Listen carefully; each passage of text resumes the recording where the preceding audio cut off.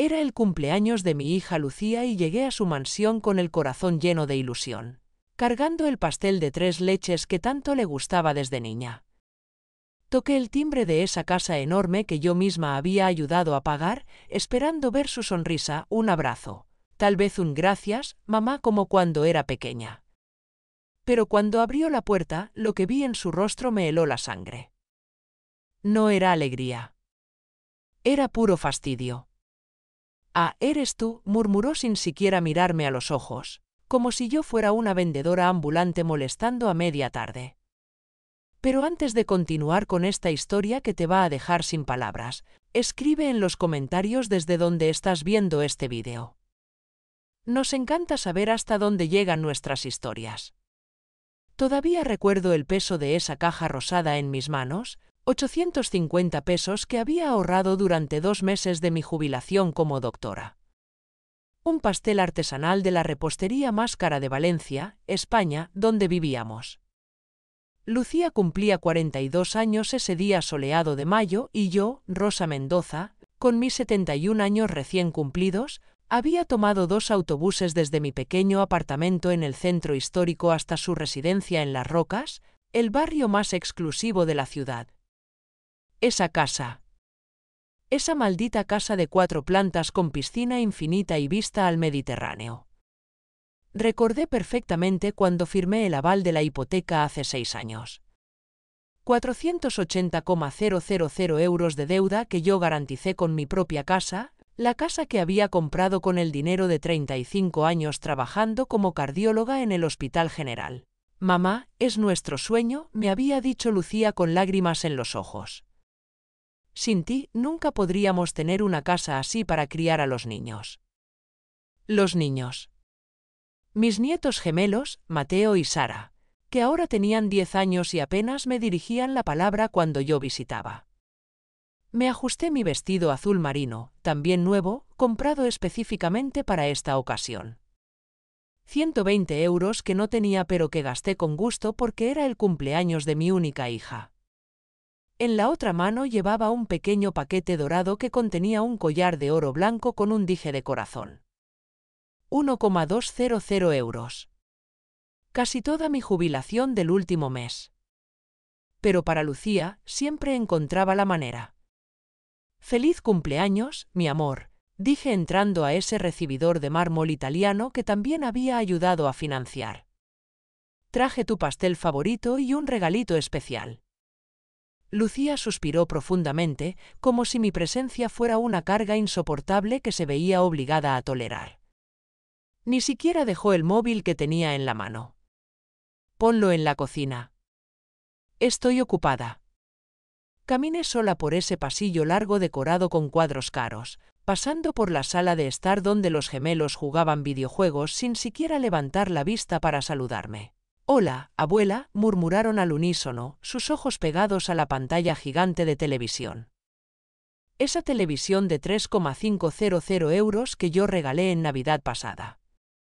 En la cocina de granito negro y electrodomésticos alemanes, coloqué delicadamente el pastel sobre la isla central. A través de la ventana panorámica vi a Diego, mi yerno, hablando por teléfono junto a la piscina.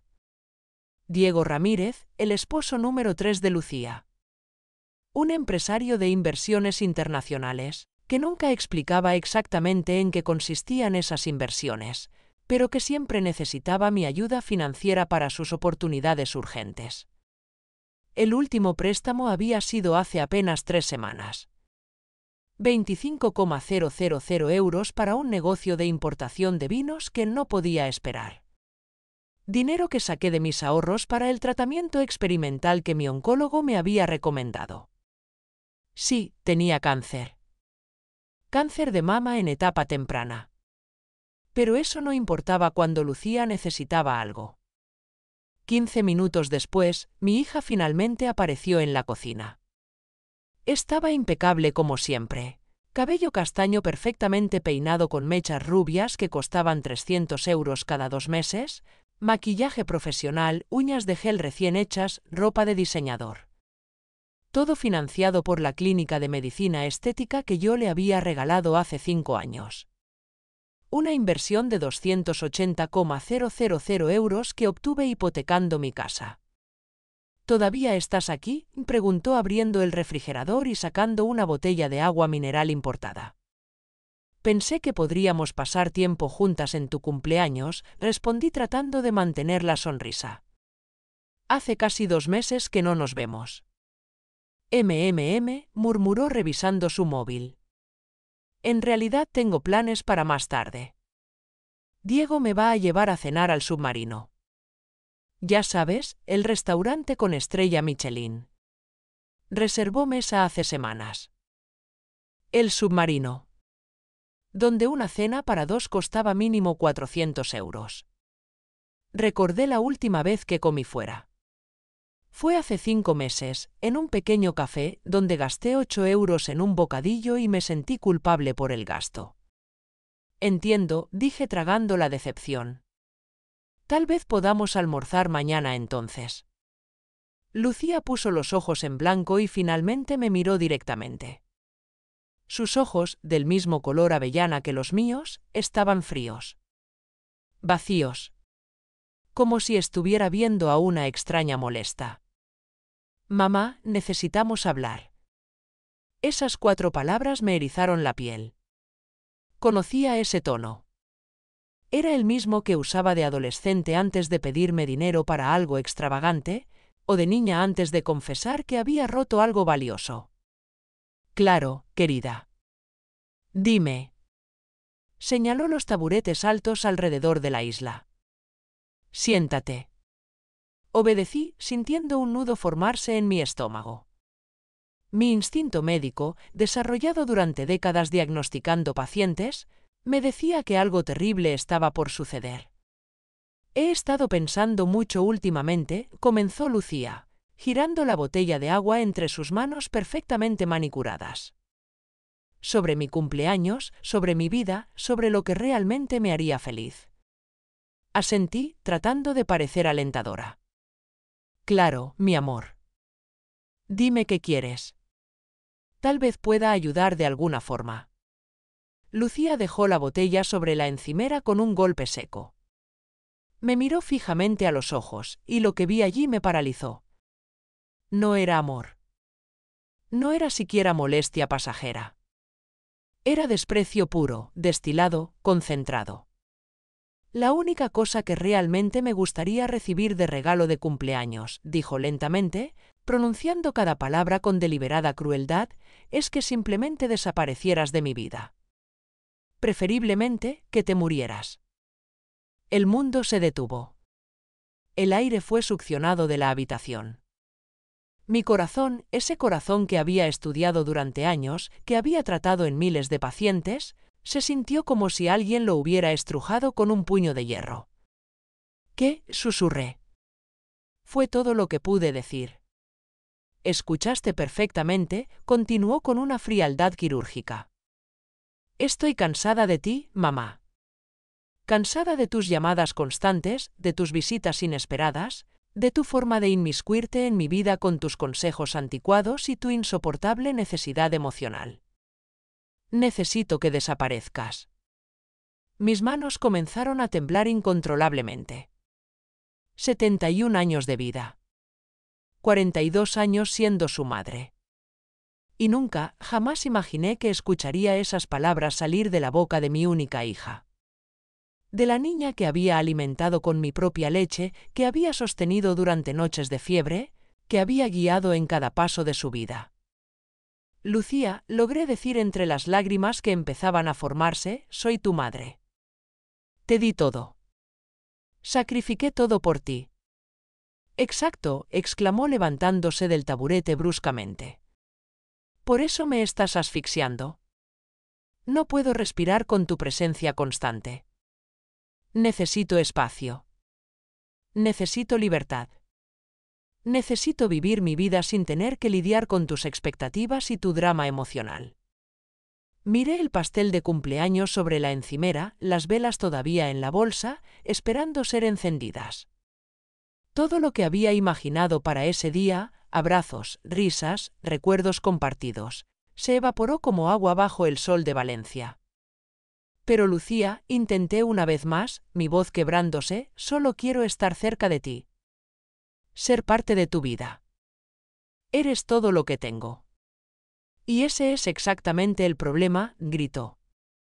El hecho de que yo sea todo lo que tú tienes. Arregla tu propia vida, mamá, y déjame en paz con la mía. Me levanté del taburete. Mis piernas temblaban tanto que temí caerme. Tomé mi bolso con manos temblorosas. El pequeño paquete dorado con el collar quedó sobre la encimera. 1,200 euros de amor rechazado. No puedo creer que me estés diciendo esto, murmuré, después de todo lo que hice por ti. Todo lo que hiciste, se rió sarcásticamente, fue para tu propio beneficio, mamá. Para sentirte necesaria. Para tener control sobre mi vida. Pero ya no soy una niña y ya no te necesito asfixiándome con tu presencia. Caminé hacia la puerta de entrada, cada paso costándome años de vida. En el umbral me di la vuelta una última vez, esperando ver algún arrepentimiento en sus ojos. Algún rastro de esa niñita dulce que había sido. Pero solo vi impaciencia. Impaciencia para que me fuera y ella pudiera continuar con su vida perfecta, libre de la carga que aparentemente yo representaba. «Feliz cumpleaños, Lucía», susurré. Cerré la puerta suavemente detrás de mí. Lo que mi hija no sabía mientras me observaba partir bajo ese sol de mayo, es que había encendido algo dentro de mí que había permanecido dormido durante décadas. No era una llama de autodestrucción. Era una llama de renacimiento. El taxi me dejó frente a mi pequeño apartamento de 2 habitaciones en el barrio del Carmen, en el centro histórico de Valencia. Un lugar modesto que había comprado después de vender la casa familiar cuando murió mi esposo, hace 18 años. Entré tambaleándome, dejé caer el bolso en el sofá desgastado, el mismo sofá donde había acunado a Lucía de bebé, y me desplomé. Las palabras resonaban en mi mente como un eco cruel, que te murieras. Mi propia hija había deseado mi muerte como regalo de cumpleaños. El dolor era físico. Un peso abrumador en mi pecho que hacía difícil respirar. Como cardióloga, sabía reconocer los síntomas de un ataque de pánico. Mi corazón latía descontroladamente. Mi presión arterial debía estar por las nubes. Mis manos sudaban frías. Pero más allá del dolor físico, había algo más profundo. Una herida en el alma que ninguna medicina podía curar. Pasé la noche en vela, mirando el techo, recordando cada momento, cada sacrificio, cada euro que había invertido en Lucía durante 4 décadas. Cuando tenía 4 años y fue diagnosticada con asma severa, trabajé turnos dobles en el hospital para pagar los tratamientos especializados que el seguro no cubría. Fueron 8,500 euros en consultas con especialistas y medicamentos. Dinero que obtuve vendiendo las joyas que mi esposo me había regalado durante nuestro matrimonio. A los 17, cuando quiso hacer un año de intercambio en Estados Unidos, hipotequé este mismo apartamento para pagar los 22,000 euros del programa. Gracias, mamá, me había dicho llorando de emoción en el aeropuerto. Eres simplemente la mejor madre del mundo. Palabras que ahora parecían pertenecer a otra vida, otra persona, otro universo. En la universidad, cuando Lucía cambió de carrera 3 veces, de Derecho a Medicina, luego a Administración de Empresas, pagué cada semestre sin una sola queja. En total fueron casi 95,000 euros en matrículas y gastos universitarios. Dinero que conseguí dando consultas privadas los fines de semana, sacrificando cualquier vida personal que pudiera haber tenido. Su primera boda. Una ceremonia extravagante para 250 invitados en el mejor hotel de Valencia. Yo pagué todo. 65,000 euros. El vestido de diseñador de 8,000 euros, las flores importadas, la orquesta, el banquete gourmet con champán francés. Es el día más feliz de mi vida, mamá, había dicho radiante en su vestido de princesa. Y todo gracias a ti. Ese matrimonio duró 2 años. El segundo matrimonio fue aún más caro. 78,000 euros. Terminó en menos de 3 años. Y ahora Diego. El esposo actual. La casa de 4 plantas. La clínica de medicina estética. El coche Mercedes de 85,000 euros que ayudé a financiar cuando el viejo se estropeó. Las escuelas privadas bilingües para los gemelos, 3,200 euros por trimestre cada uno. Al amanecer hice algo que nunca había hecho antes. Encendí mi ordenador y empecé a buscar una caja vieja donde guardaba todos los recibos, todos los comprobantes de transferencias, todos los contratos que había firmado a lo largo de los años. No por desconfianza, sino por organización. Una doctora nunca pierde sus hábitos metódicos. Sentada a la mesa de la cocina con una taza de té frío que no tuve ánimo de beber, empecé a listar cada cantidad, cada fecha, cada motivo en una hoja de Excel. El total me dejó sin respiración. Más de 1,240,000 euros. 1.240.000 euros que había dedicado a la felicidad de mi hija durante 42 años. Y todo eso para escuchar que su mayor deseo de cumpleaños era mi muerte.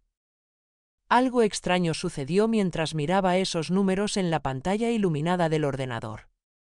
El dolor punzante que había sentido durante toda la noche empezó a transformarse. No en rabia, aunque también había rabia, sino en una claridad cristalina que nunca había experimentado antes. Una comprensión profunda de que había sido manipulada durante décadas por alguien que veía mi amor como una utilidad, no como un vínculo sagrado.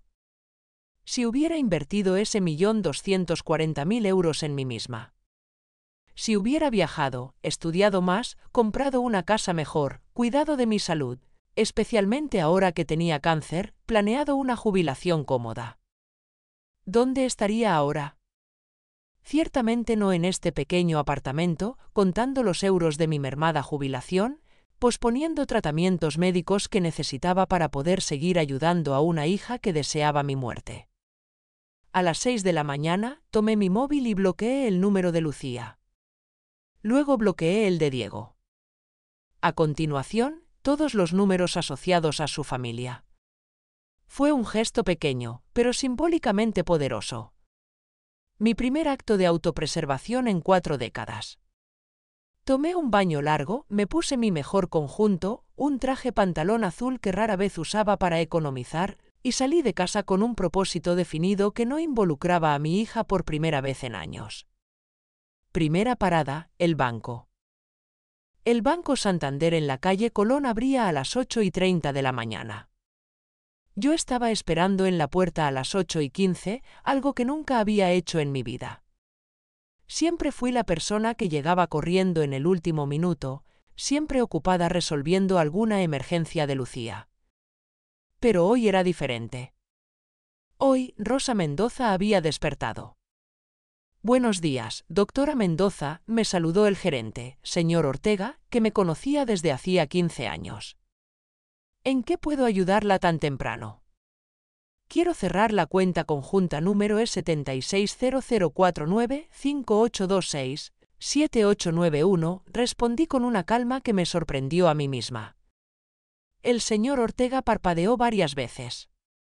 «¿La cuenta que comparte con su hija Lucía?» «Exactamente esa». «Pero doctora, esa cuenta tiene un saldo considerable», advirtió consultando su ordenador. Sus ojos se abrieron. 78,450 euros. 78.450 euros. Dinero que yo había depositado religiosamente durante años para emergencias de Lucía. Emergencias que curiosamente siempre involucraban caprichos, vacaciones en Maldivas o bolsos de diseñador. Absolutamente segura, confirmé firmando los formularios con mano firme. «Quiero transferir todo ese dinero a mi cuenta personal, por favor». Ver esos 78,450 euros regresar a mi propia cuenta me dio una sensación extraña. De poder. Un poder que no sentía desde hacía décadas. Era solo el comienzo. Segunda parada, la Notaría García y Asociados en la plaza del Ayuntamiento. Cuando Lucía y Diego compraron la mansión en Las Rocas, yo no solo di 120,000 euros para el enganche, sino que también firmé como aval de la hipoteca de 480,000 euros. Eso significaba que si ellos no podían pagar, la responsabilidad recaería sobre mí. Pero también significaba que yo tenía derechos sobre esa propiedad. Doctora Mendoza, me recibió la notaria, señora García, una mujer elegante de unos 55 años. ¿Qué la trae por aquí hoy? Quiero revisar los términos del contrato de hipoteca donde aparezco como aval, expliqué. Necesito entender exactamente cuáles son mis derechos y obligaciones. Mientras ella buscaba los documentos en su sistema, recordé el día en que firmé esos papeles. Lucía había llorado de emoción. Gracias, mamá. Eres nuestro ángel de la guarda. Te amo tanto. Diego también había agradecido profusamente, asegurando que nunca atrasarían un pago. Doctora Rosa, usted puede confiar en nosotros. Somos gente responsable. Aquí está toda la documentación, dijo la señora García colocando una carpeta gruesa frente a mí. Como aval, usted es responsable de los pagos si los titulares primarios no pueden hacerlos. Pero usted también tiene el derecho de reclamar la propiedad si cree que los deudores no serán capaces de cumplir sus obligaciones o si ya hay retrasos significativos. Exacto, respondí examinando cuidadosamente cada página. ¿Cuáles serían los siguientes pasos si decidiera ejercer mis derechos como aval? La señora García me miró con curiosidad profesional. Necesitaría demostrar que hay riesgo de incumplimiento o que ya ha habido retrasos. ¿Hay alguna razón para creer que eso está sucediendo? Lo que la señora García no sabía, y lo que Lucía inconscientemente me había revelado 2 semanas antes durante una de sus llamadas de emergencia, era que Diego había perdido recientemente 180,000 euros en una inversión fallida de criptomonedas, y que habían atrasado los últimos 2 pagos de la hipoteca. Sí, dije simplemente. Tengo información de que los titulares han tenido problemas financieros recientes y han atrasado pagos. En ese caso, puedo iniciar el proceso. ¿Desea proceder? Sí. Quiero una reunión con el departamento legal esta misma semana. Cuando salí de la notaría, sentí una ligereza extraña, como si estuviera flotando sobre las calles soleadas de Valencia. Durante 42 años había vivido para Lucía. Había sacrificado mis propios sueños, mi dinero, mi tiempo, mi salud, literalmente mi salud, porque estaba posponiendo tratamientos de cáncer, todo para darle a ella la vida que siempre quiso. Y el resultado, ella deseaba mi muerte como regalo de cumpleaños. Mi siguiente parada fue un lugar que no visitaba desde hacía años, la agencia de viajes Nuevos Horizontes, especializada en jubilados que buscaban comenzar de nuevo. Buenas tardes, me saludó una joven asesora llamada Carmen. ¿Cómo puedo ayudarla? Vi su programa sobre jubilados europeos que se mudan a otros países. Respondí sentándome cómodamente en la silla frente a su escritorio. Me gustaría información completa sobre cómo una mujer de 71 años puede comenzar una nueva vida en Portugal. Los siguientes días fueron una montaña rusa de emociones y preparativos secretos. Cada mañana me despertaba con una mezcla de dolor, determinación y algo que no sentía desde hacía mucho tiempo: esperanza. Era como si hubiera despertado de un largo trance donde vivía solo para satisfacer los caprichos de mi hija. Y ahora, finalmente, estaba viviendo para mí misma. El martes, mi móvil sonó insistentemente. Era Lucía. Ignoré la llamada. Me llamó 5 veces más, dejando mensajes cada vez más irritados. Mamá, necesito hablar contigo. Mamá, ¿estás bien? ¿Por qué no contestas? Mamá, los gemelos tienen un torneo de tenis el jueves y necesitamos que los lleves porque Diego y yo tenemos compromisos. Mamá, estoy empezando a preocuparme. Llámame. La ironía no se me escapó. La misma mujer que había deseado mi muerte estaba ahora preocupada porque yo no contestaba sus llamadas. No porque me echara de menos o se preocupara por mi bienestar, sino porque me necesitaba para algo. El miércoles recibí la visita de mi vecina y amiga de toda la vida, Dolores, una mujer de 68 años que había presenciado silenciosamente todos mis sacrificios por Lucía a lo largo de las décadas. Rosa, dijo sentada en mi sala con una taza de café, te ves diferente. ¿Pasó algo? Le conté todo. Cada palabra dolorosa del cumpleaños de Lucía. Cada detalle de los planes que estaba haciendo. Dolores escuchó en silencio, sus ojos llenándose gradualmente de lágrimas. Dios mío, Rosa, murmuró cuando terminé. No puedo creer que Lucía te dijera algo tan cruel después de todo lo que hiciste por ella. La parte más dolorosa, expliqué, es que lo dijo como si fuera la cosa más natural del mundo. Como si yo fuera solo un estorbo en su vida que necesitaba ser eliminado. ¿Y de verdad te vas a Portugal? Sí. Ya compré el billete. Me voy la próxima semana, el día 15. Dolores sostuvo mis manos con gentileza. Sabes que tienes todo mi apoyo, ¿verdad? Lo que Lucía hizo es imperdonable.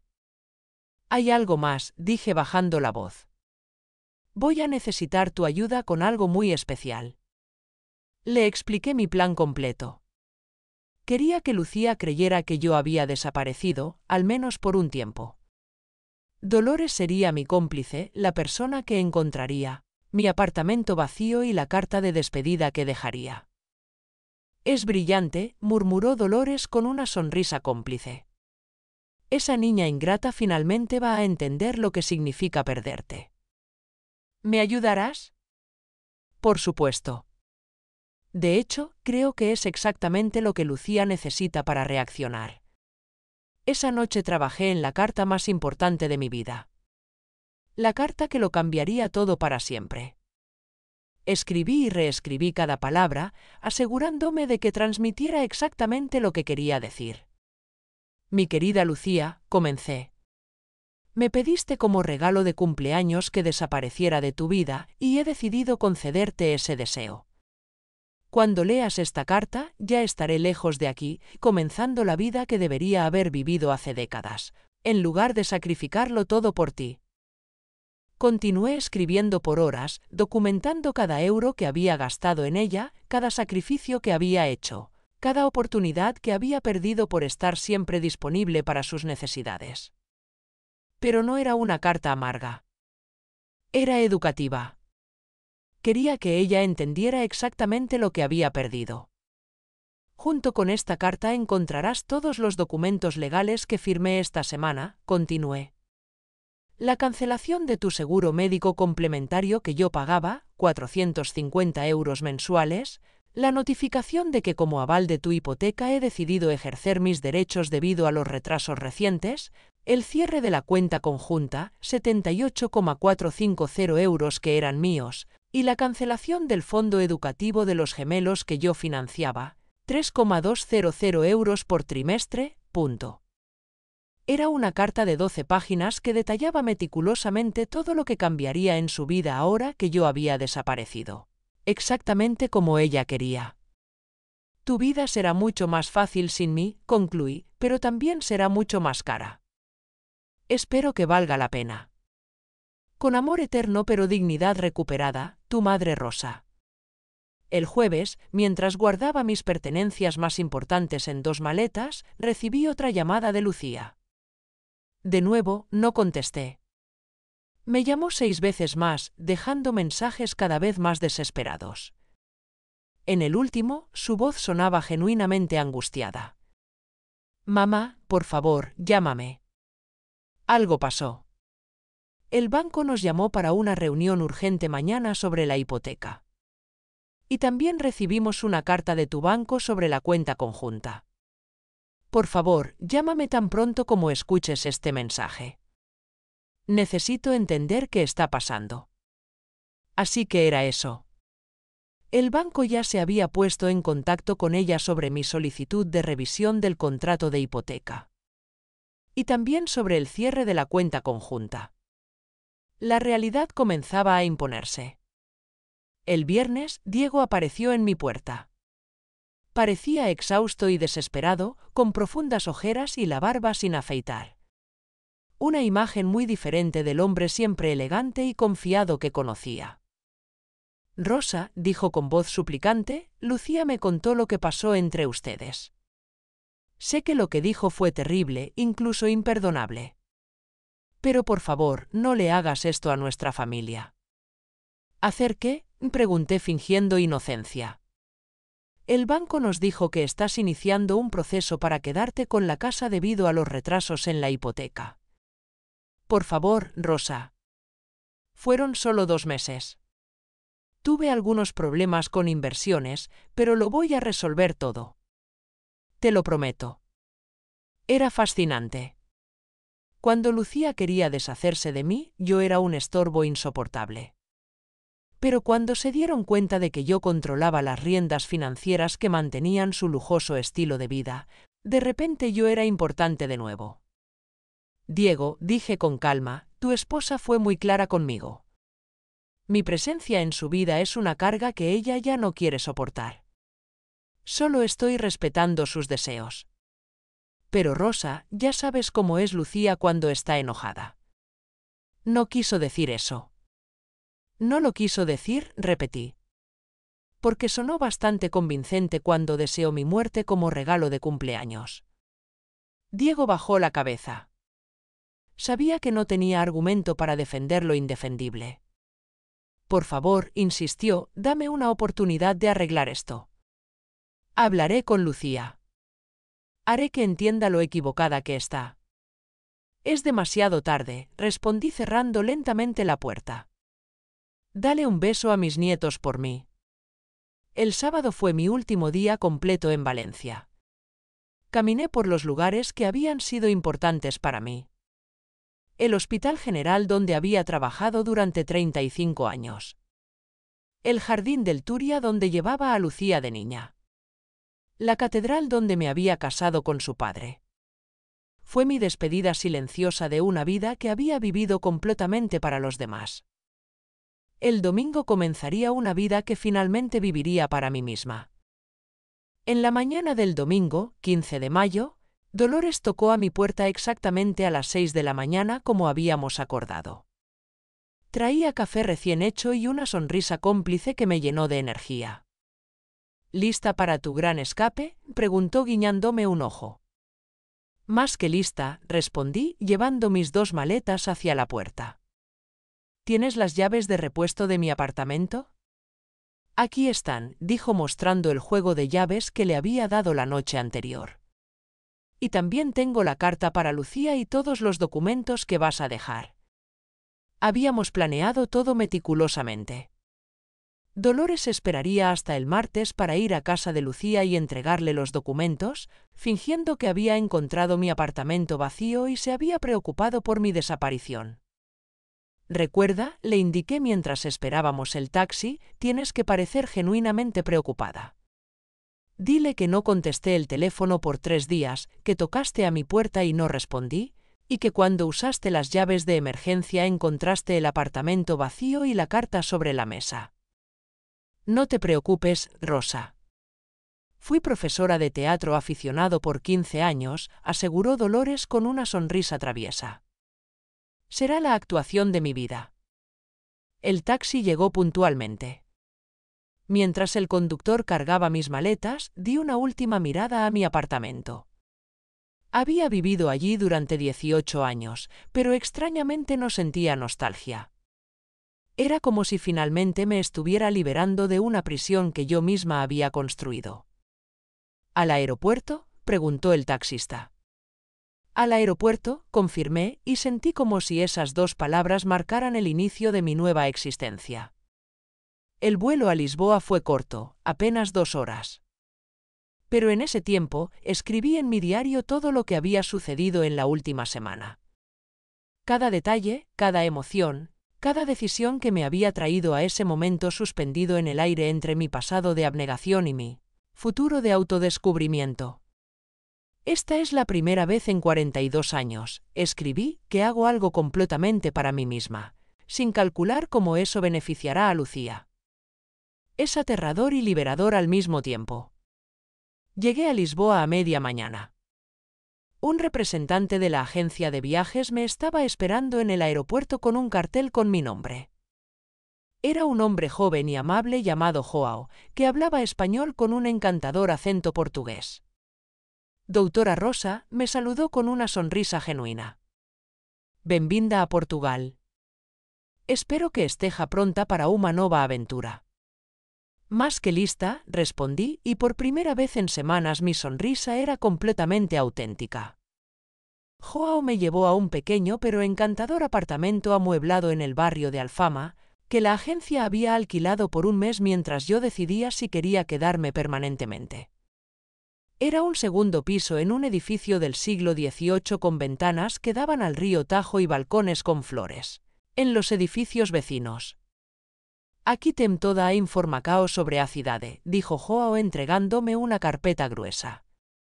Restaurantes recomendados, actividades culturales, grupos sociales para expatriados, clases de portugués, contactos médicos en caso de que lo necesite. También agendé una reunión con un asesor financiero para el jueves para ayudarla con el papeleo si decide quedarse permanentemente. Esa tarde, después de un breve descanso, hice algo que no hacía en años. Salí a pasear sin un destino definido, sin horarios, sin compromisos, sin nadie esperando que yo resolviera sus problemas. Caminé por las calles empinadas de Alfama, maravillada con los azulejos coloridos, los tranvías amarillos, las pequeñas tascas en las esquinas. Me senté en un miradouro y pedí una bica y un pastel de nata. Comí lentamente, saboreando cada bocado, observando el Tajo brillar bajo el sol portugués. Una sensación extraña comenzó a formarse en mi pecho. No era tristeza. No era culpa. Era paz. Mientras tanto, en Valencia, mi plan se estaba ejecutando exactamente como lo había diseñado. El martes por la mañana, Dolores fue a mi apartamento como habíamos acordado. Usó las llaves, encontró el lugar vacío excepto por los muebles básicos, y la carta sobre la mesa de la cocina junto con una pila de documentos legales. Leyó la carta rápidamente, tomó los documentos, cerró el apartamento y se dirigió directamente a la mansión de las Rocas. Eran las 10:30 de la mañana cuando tocó el timbre. Lucía abrió la puerta, vestida con ropa deportiva cara. Claramente acababa de volver del gimnasio privado del barrio. Dolores, dijo sorprendida. ¿Qué haces aquí? Lucía, dijo Dolores con voz temblorosa y genuinamente preocupada, necesito hablar contigo sobre tu madre. El rostro de Lucía se puso tenso. ¿Qué pasa con ella? ¿Por qué no viene ella misma? Porque no sé dónde está, respondió Dolores. Llevo 3 días intentando contactarla. No contesta el móvil, no responde a la puerta. Esta mañana usé las llaves de emergencia que me dio y encontré su apartamento prácticamente vacío. Solo esto. Le entregó la carta y los documentos. Lucía tomó el sobre con manos temblorosas. ¿Qué es esto? Léelo tú misma. Lucía abrió la carta y empezó a leer. Dolores me contaría después que el color desapareció completamente de su rostro mientras leía. Sus manos empezaron a temblar. Sus ojos se llenaron de lágrimas. No, no, no, no, no, murmuraba mientras leía página tras página. Esto no puede estar pasando. Cuando llegó a la lista de documentos legales, un grito ahogado salió de su garganta. Cerró la cuenta conjunta. Retiró 78,450 euros. Canceló el seguro médico. El fondo educativo de los niños. Y está reclamando la casa como aval. Lucía gritaba mientras leía. ¿Dónde está? ¿Dónde está mi madre? No lo sé, dijo Dolores con genuina preocupación actuada. La carta no dice dónde fue. Solo dice que está empezando una nueva vida lejos de aquí. Esto es una locura, gritó Lucía. Tengo que encontrarla. Esto no puede estar pasando. Tal vez, dijo Dolores con voz suave pero firme. Deberías haber pensado en eso antes de decirle que tu mayor deseo de cumpleaños era que se muriera. Lucía la miró con ojos desorbitados. ¿Ella te contó eso? Me contó todo, Lucía. Y honestamente, si yo fuera ella, también habría desaparecido. Diego apareció detrás de Lucía. ¿Qué está pasando? ¿Por qué gritas? Mi madre desapareció, sollozó Lucía. Se fue. Cerró todas las cuentas. Canceló todo. Y está reclamando la casa. Diego tomó los documentos y los leyó rápidamente. Su rostro se puso blanco como el papel. Esto es un desastre, murmuró. Sin la cuenta conjunta, sin el seguro médico que ella pagaba, sin el dinero de las escuelas de los niños, y encima reclamando la casa como aval. Estamos arruinados. Esa misma tarde, a las 3 de la tarde hora de Lisboa, mi teléfono comenzó a sonar desesperadamente. Era Lucía. Dejé que sonara hasta que se detuvo. Inmediatamente sonó de nuevo. Y de nuevo. Y de nuevo. En el quinto intento, contesté. Mamá, gritó con voz ahogada por el llanto. ¿Dónde estás? Dolores apareció en casa con una carta tuya. Dice que desapareciste. ¿Qué está pasando? ¿Qué locura es esta? Hola, Lucía, respondí con calma, observando el río Tajo desde mi pequeño balcón mientras hablaba. Ya leíste la carta, supongo. Sí, la leí. ¿Te volviste loca? ¿Cómo pudiste hacernos esto? ¿Dónde estás? Estoy exactamente donde necesito estar. Lejos de ti, como deseaste. Pero yo no quería eso. Yo no quería que de verdad te fueras. Solo estaba enojada, frustrada. No lo dije en serio. Ahí estaba. La táctica típica de Lucía. Minimizar el daño que había causado, hacerme sentir culpable por reaccionar a su crueldad. ¿No lo dijiste en serio cuando me dijiste que tu mayor deseo de cumpleaños era que me muriera? Pregunté con voz tranquila. Porque sonaste bastante convincente. Fue solo. Yo solo estaba estresada. Diego perdió dinero en las inversiones. Los niños están dando problemas en la escuela. La clínica no está yendo bien. No debí haberme desquitado contigo. Tienes razón. No debiste. Pero ya está hecho, y las palabras no pueden ser desdichas. Pero mamá, por favor, vuelve. Te necesitamos. Te necesito. Qué interesante era esto. Ahora me necesitaba. Ahora que había leído la carta detallando todos los beneficios financieros que había perdido. Ahora que sabía que podría perder la casa. Ahora que entendía que tendría que pagar por su propio seguro médico y encontrar quien cuidara de los gemelos. Cuando quisiera salir. ¿Me necesitas a mí o a mi dinero?, pregunté directamente. Hubo un largo silencio al otro lado de la línea. Te necesito a ti, murmuró finalmente, pero su voz no sonaba convincente. Lucía, durante 42 años viví para ti. Sacrifiqué mis sueños, mi dinero, mi tiempo, mis oportunidades, mi salud. ¿Sabías que tengo cáncer de mama y estoy posponiendo tratamientos porque cada euro que tenía te lo daba a ti? Y cuando finalmente necesité sentir que me amabas y valorabas, me dijiste que preferías que estuviera muerta. Esas palabras me partieron el corazón de una manera que jamás podré reparar. Lo siento mucho, mamá.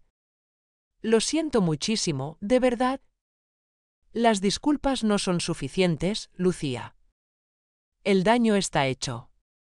¿Y sabes algo? Tal vez fue lo mejor que pudiste haberme dicho, porque finalmente me abrió los ojos y me hizo entender que he vivido toda mi vida de manera equivocada.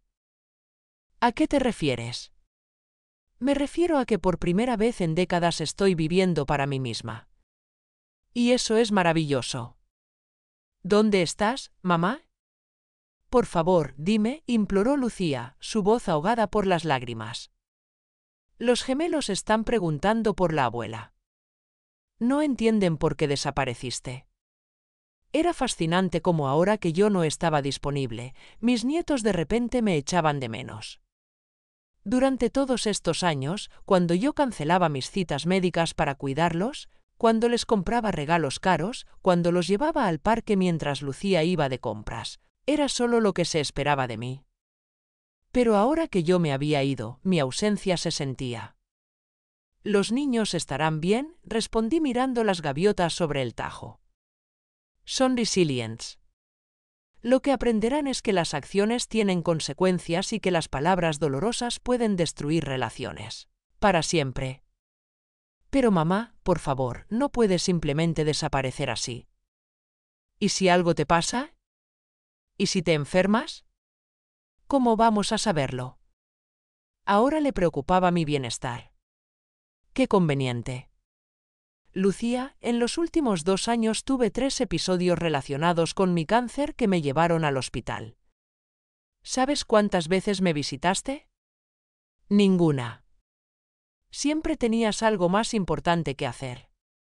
Eso no es verdad, protestó débilmente. Es totalmente verdad.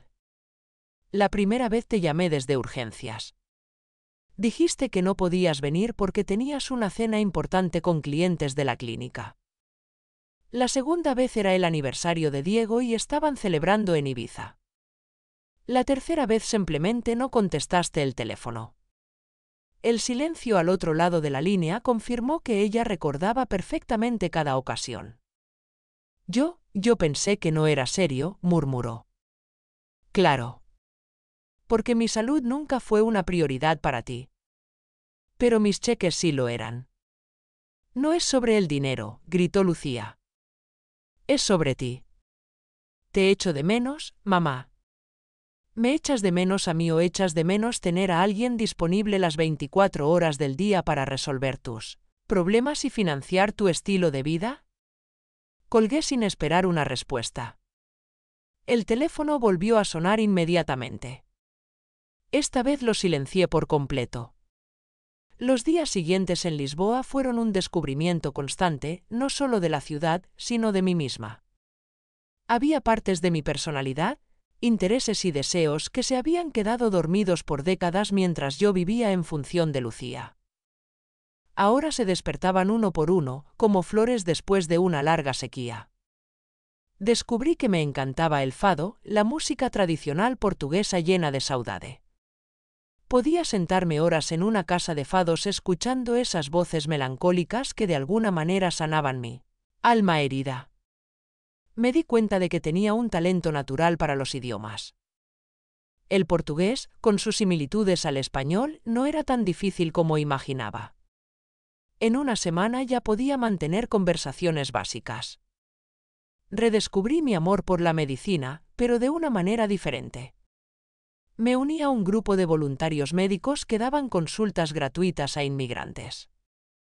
Por primera vez en años, estaba usando mis conocimientos para ayudar a personas que realmente lo necesitaban y lo apreciaban, no para financiar caprichos.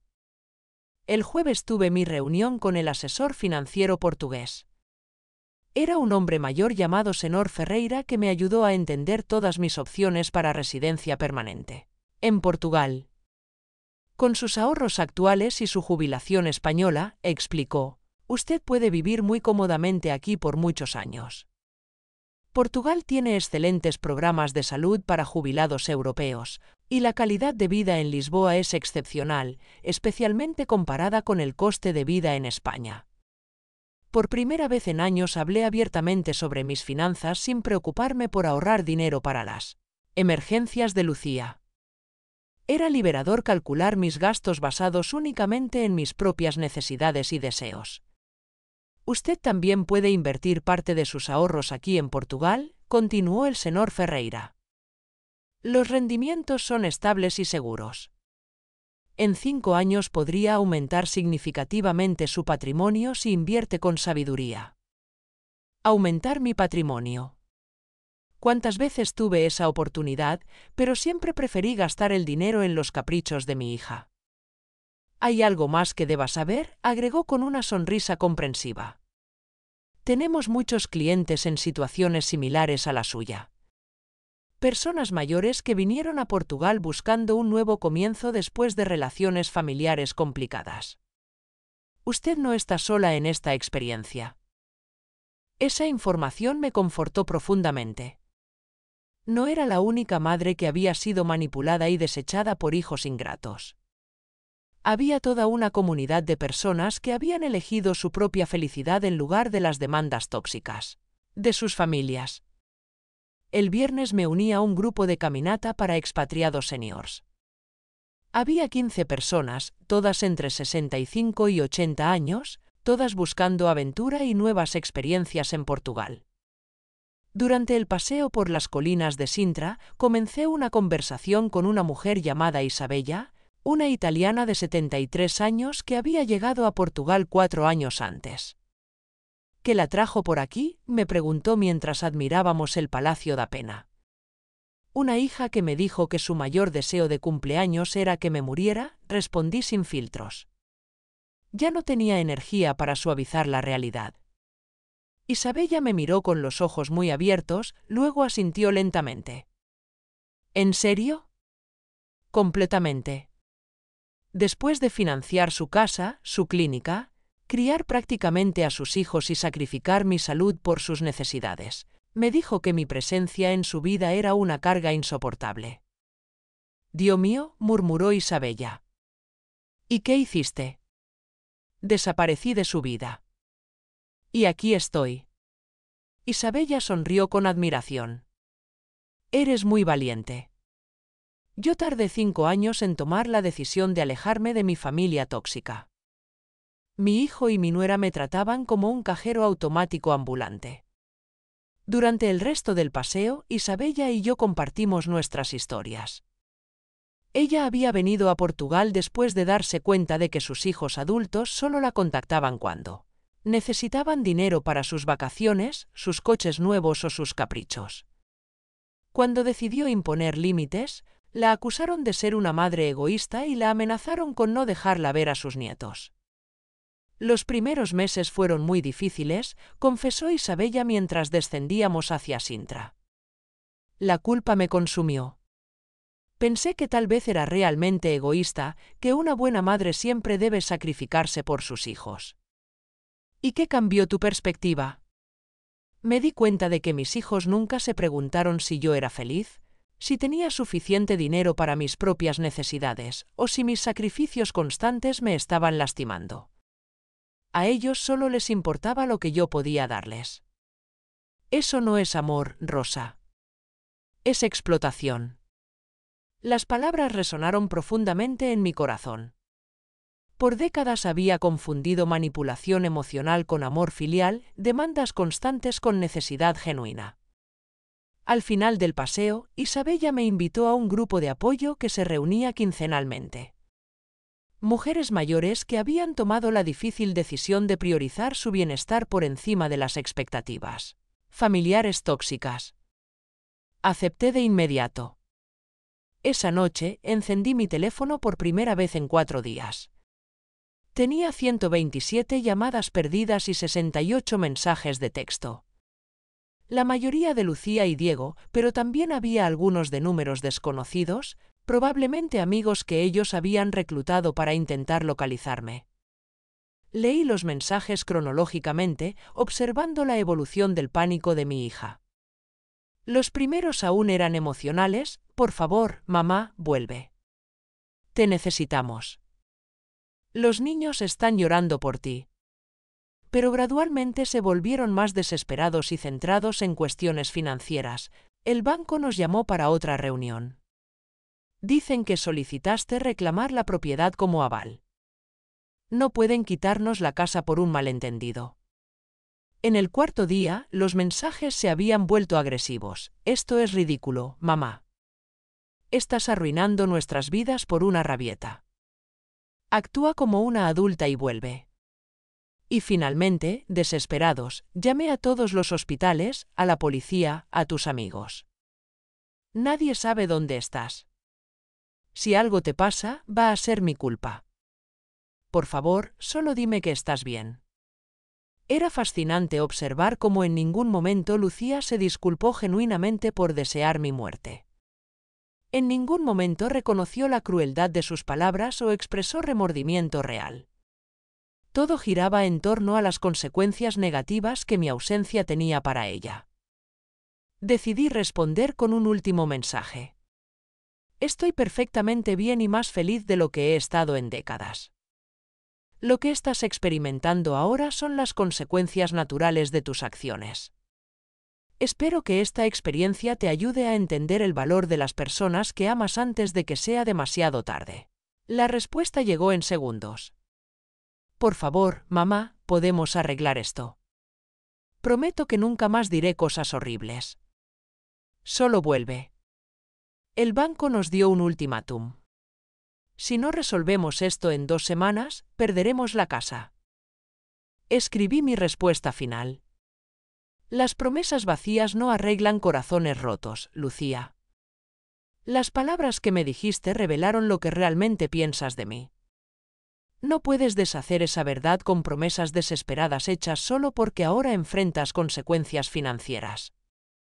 Después de enviar ese mensaje, bloqueé su número y todos los números asociados. También bloqueé los números desconocidos que me habían llamado. Era hora de cerrar este capítulo de una vez por todas. Mi nueva vida en Lisboa florecía de maneras inimaginables.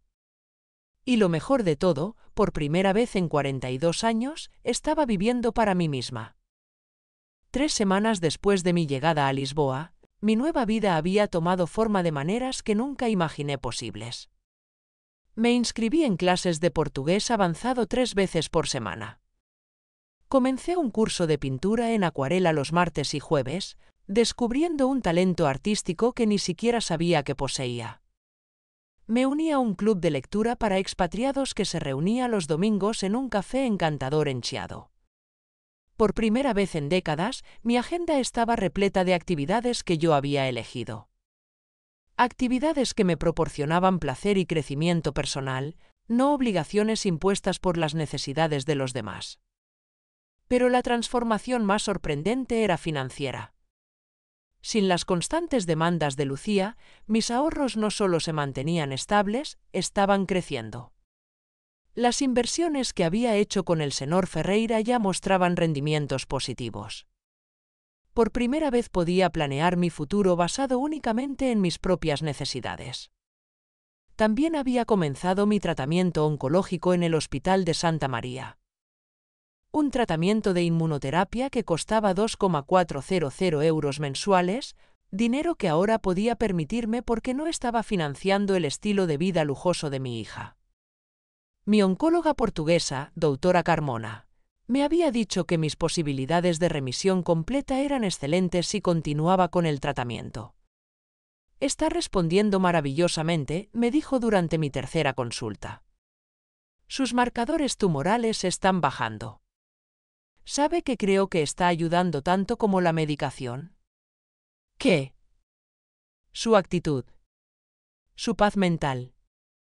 El estrés crónico es uno de los peores enemigos en el tratamiento del cáncer. Y usted, doctora Mendoza, tiene una paz que se ve en sus ojos. Tenía razón. Por primera vez en décadas, dormía profundamente.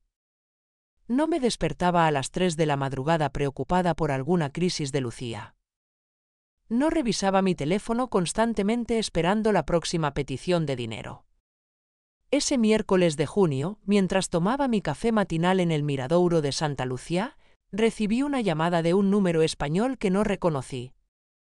Dudé en contestar, pero algo me impulsó a hacerlo. «¿Doctora Mendoza?», preguntó una voz femenina profesional. «Sí, soy yo».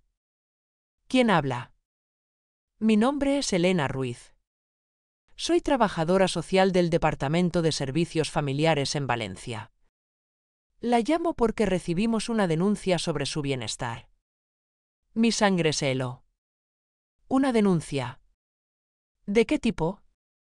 Su hija Lucía Mendoza hizo una denuncia alegando que usted podría estar sufriendo de demencia o deterioro cognitivo, y que ha tomado decisiones financieras y de vida que la ponen en riesgo.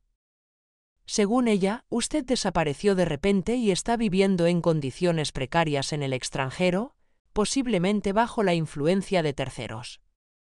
No podía creer lo que estaba escuchando. Lucía había llegado al extremo de involucrar a servicios sociales, inventando una enfermedad mental para invalidar mis decisiones y forzar mi regreso. Señorita Ruiz, respondí con voz firme, no sufro de demencia ni deterioro cognitivo. Estoy viviendo en Lisboa por mi propia elección, en un apartamento cómodo, con excelentes cuidados médicos y en perfecta salud mental. Las alegaciones de mi hija son completamente falsas y están motivadas por el hecho de que tomé decisiones financieras que afectan su estilo de vida. Entiendo su posición, doctora Mendoza, pero necesitamos verificar su bienestar. ¿Sería posible coordinar una evaluación médica y psicológica a través del Consulado Español en Lisboa? Por supuesto, respondí sin dudar. Estoy dispuesta a someterme a cualquier evaluación que demuestre que estoy en perfecta salud mental y que mis decisiones fueron tomadas con total lucidez. Después de coordinar los detalles, colgué el teléfono sintiendo una mezcla de rabia y incredulidad. Lucía había cruzado una línea sin retorno. No solo había deseado mi muerte, sino que ahora intentaba destruir mi credibilidad mental para recuperar el control sobre mi dinero. Inmediatamente llamé a la señora García, mi notaria en Valencia, quien me había ayudado con todos los trámites legales. Rosa me saludó con preocupación, me alegro de escuchar su voz. Tuve una semana muy interesante con su hija y su abogado. Me imagino. Acabo de hablar con servicios sociales. Lucía me está acusando de tener demencia. Eso no es todo, suspiró la señora García. También contrató a un abogado para intentar impugnar todos los cambios legales que usted hizo antes de partir. Está alegando que usted no estaba en su sano juicio cuando los firmó. ¿Puede hacer eso? Puede intentarlo, pero no tiene ninguna base legal sólida. Tengo grabaciones de todas nuestras conversaciones donde usted demuestra total lucidez y capacidad de decisión. Además, el hecho de que planeó meticulosamente su partida y está viviendo independientemente en Portugal contradice cualquier alegación de deterioro cognitivo. ¿Qué más está haciendo? Intentó acceder a sus cuentas bancarias alegando preocupación por su bienestar. También quiso detener el proceso de reclamación de la casa, pero como todo está legalmente respaldado y ellos mismos firmaron documentos reconociendo los retrasos en los pagos de la hipoteca, no tiene argumentos válidos.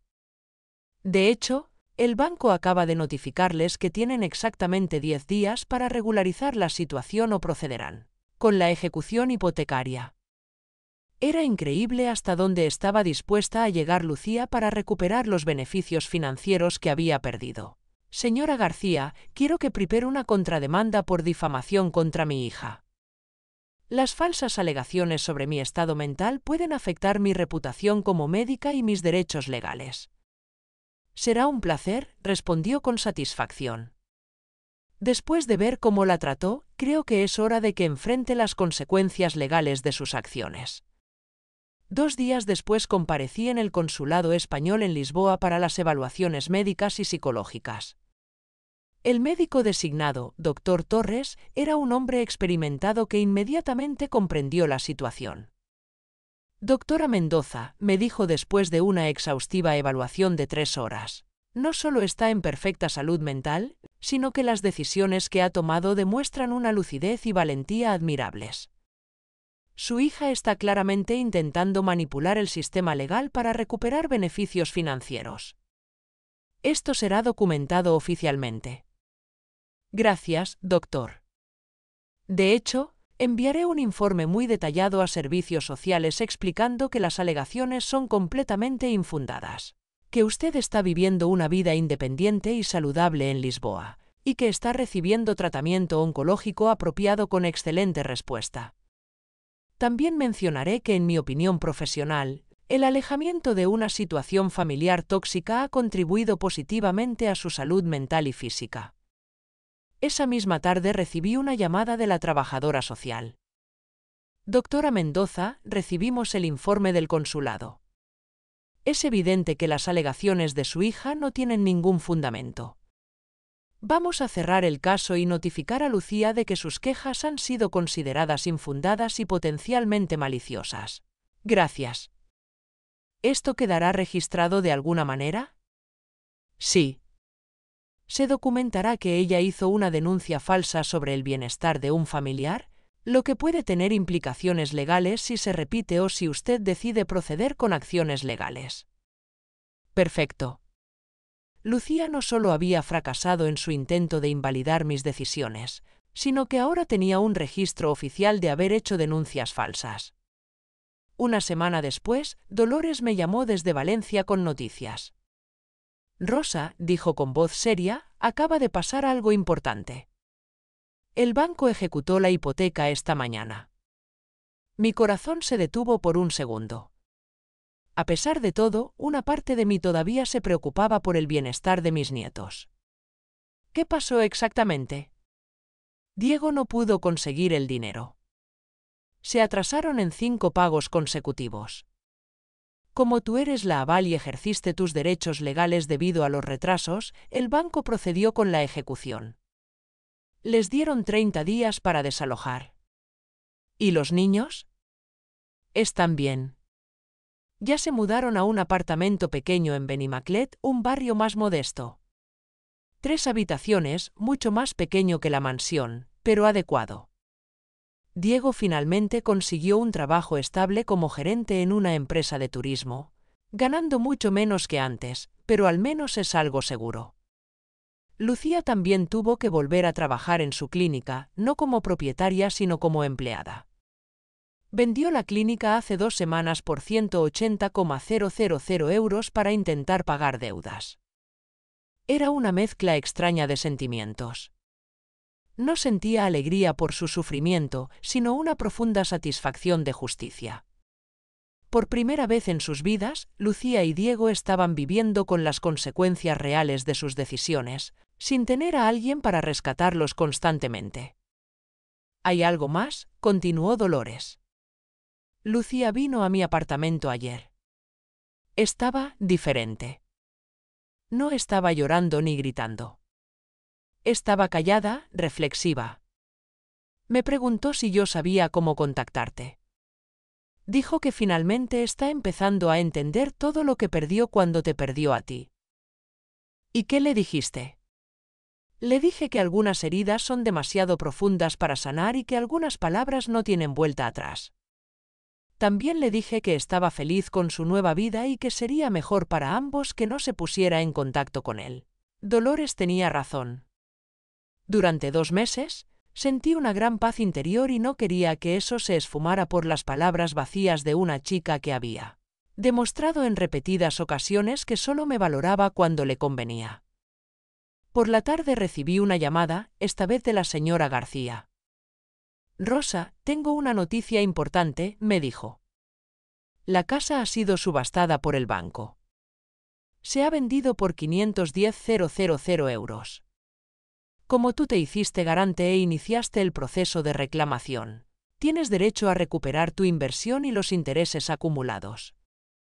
¿Cuál es el importe total acumulado? La única inversión que hiciste hace meses fue de 120.000 euros. Con los intereses acumulados y el aumento del valor de la propiedad, tu parte asciende a 165.000 euros. El banco ha aprobado la transferencia. El dinero se ingresará en tu cuenta en Portugal dentro de una semana. Era increíble. No solo había recuperado mi inversión, sino que además había ganado 45.000 euros extra. ¿Hay algo más?, continuó la señora García. ¿Recuerda que hace 5 años financió la clínica de Lucía con 280.000 euros? Sí, fue un pago que nunca pude recuperar. Exactamente. Tenemos los documentos de ese crédito. Lucía vendió la clínica por 180.000 euros. Legalmente, puede reclamar ese dinero como pago parcial de la deuda pendiente. Haga su reclamación. En total, iba a recibir activos por valor de 345.000 euros, que creía haber perdido. Mis ahorros actuales, junto con las inversiones que hice en Portugal y mi pensión, superaban los 580.000 euros. A mis 71 años, con el cáncer en remisión gracias al tratamiento que por fin podía permitirme, me sentía más rica y feliz que nunca en mi vida. Esa noche lo celebré en mi restaurante favorito de Alfama. Pedí el mejor vino portugués y brindé por la valiente mujer que había tenido el coraje de empezar de nuevo cuando todo parecía perdido. Meses después de llegar a Lisboa, mi vida era muy diferente a la que había dejado atrás. Había publicado un artículo titulado «El efecto del estrés familiar en los pacientes con cáncer» en una revista médica portuguesa, y este había sido muy bien recibido en la comunidad médica. Además, había empezado a escribir un libro en el que contaba mis propias experiencias, no solo mi historia, sino también una guía práctica para personas mayores atrapadas en relaciones familiares tóxicas. Pero el momento más doloroso llegó en septiembre, cuando encontré una carta en el buzón. La letra era joven, pero cuidada. La carta era de mis nietos Mateo y Sara, que ahora tenían 11 años. «Querida abuela Rosa», escribieron. «Mi padre nos ha contado por qué te alejaste de nosotros. Nos ha dicho que nuestra madre te dijo cosas malas y que por eso empezaste una vida lejos de nosotros. Queremos que sepas que te echamos mucho de menos y que entendemos por qué te fuiste. También queremos que sepas que estamos orgullosos de ti por ser tan valiente. Cuando crezcamos, si nos aceptas, queremos ir a verte a Portugal. Te queremos, abuela. Mateo y Sara».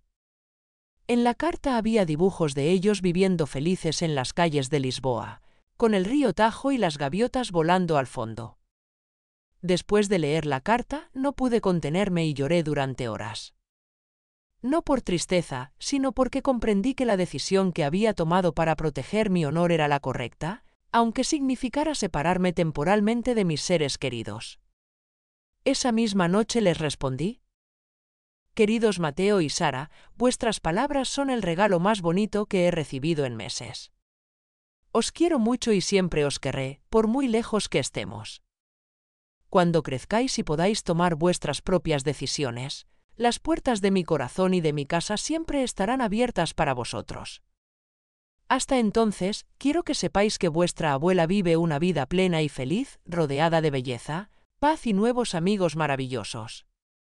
Aprended de esta experiencia, las palabras tienen el poder de construir o destruir, y las relaciones auténticas se basan en el respeto mutuo, no en el sacrificio unilateral. Os quiero con todo mi corazón. Vuestra abuela Rosa». Hoy, meses después de aquel terrible cumpleaños que cambió mi vida por completo, escribo las últimas líneas de mi historia en mi apartamento permanente en Lisboa, comprado con mi propio dinero, mientras contemplo la puesta de sol sobre el río Tajo. Acabo de cumplir 72 años, tengo una fortuna de más de 600.000 euros. Mi cáncer ha remitido, he hecho nuevos amigos en todo el mundo. Estoy a punto de publicar un libro y he encontrado una paz interior que nunca pensé que volvería a tener. Lucía me pidió como regalo de cumpleaños que saliera de su vida. He cumplido su deseo de la forma más extraordinaria posible. Mi desaparición fue mi regalo para ella. Mi nueva vida fue mi regalo para mí misma. Y valió cada lágrima, cada sacrificio, cada momento de dolor que me trajo hasta aquí. Porque a veces la única manera de salvarse es tener el valor de perderse por completo para renacer como la persona que siempre estuviste destinada a ser. Y si esta historia te llegó al corazón, si tú también has vivido algo similar o conoces a alguien atrapado en una relación familiar que drena su vida, comparte este vídeo. Porque hay miles de madres, padres, abuelos que necesitan escuchar que está bien elegirse a sí mismos. Que no es egoísmo, es supervivencia. que el amor verdadero nunca exige autodestrucción. Ahora, si quieres ver otra historia igual de impactante, haz clic en el próximo vídeo que está apareciendo en la pantalla. Te garantizo que lo que verás te dejará sin palabras.